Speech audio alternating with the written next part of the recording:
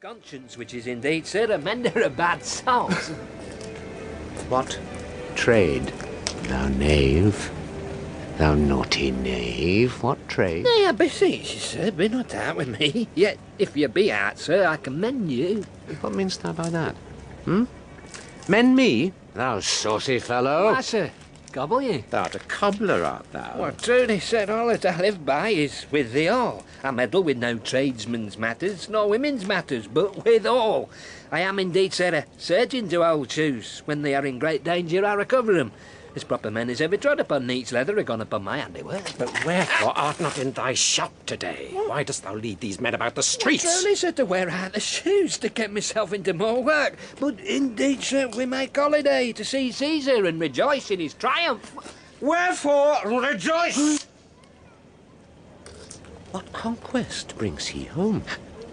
What tributaries follow him to Rome, to grace in captive bonds his chariot wheels? You blocks, you stones, you worse than senseless things. Oh, you hard hearts, you cruel men of Rome, knew you not Pompey?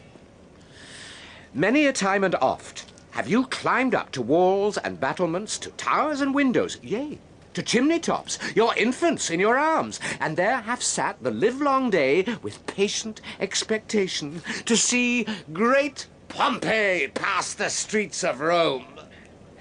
And when you saw his chariot but appear, have you not made an universal shout?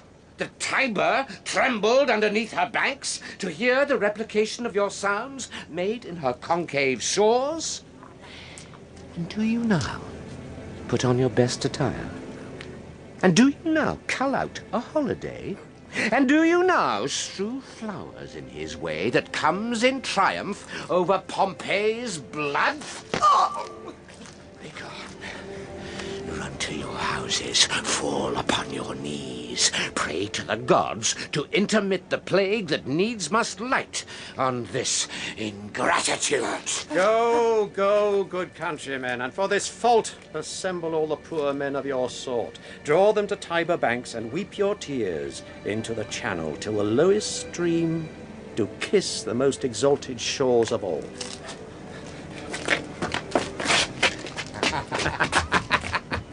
See where their basest metal be not moved. They vanish tongue-tied in their guiltiness.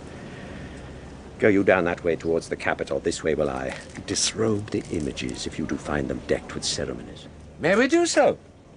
You know it is the feast of Lupercal. It is no matter.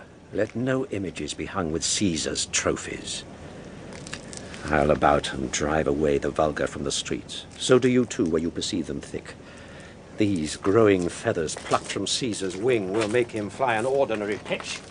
Who else would soar above the view of men and keep us all in servile fearfulness?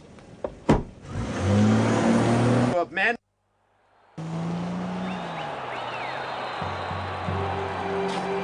Calpurnia?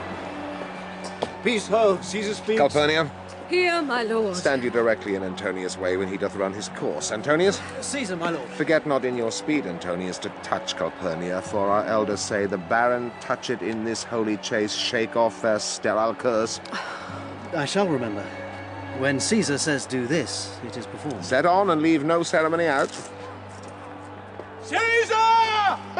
Who calls? Let every noise be still. Peace yet again. Who is it in the press that calls on me? I hear a tongue shriller than all the music cries, Caesar! Speak, Caesar is turned to hear. Beware the Ides of March! What man is that? A soothsayer bids you beware the Ides of March. Set him before me, let me see his face. Fellow, come from the throng. Look upon Caesar. What sayest thou to me now? Speak once again.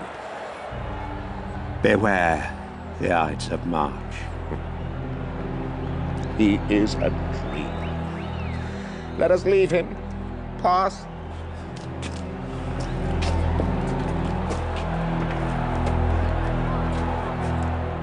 Brutus! Will you go see the order of the course? Not I. I pray you do. I am not gamesome. I do lack some part of that quick spirit that is in Antony.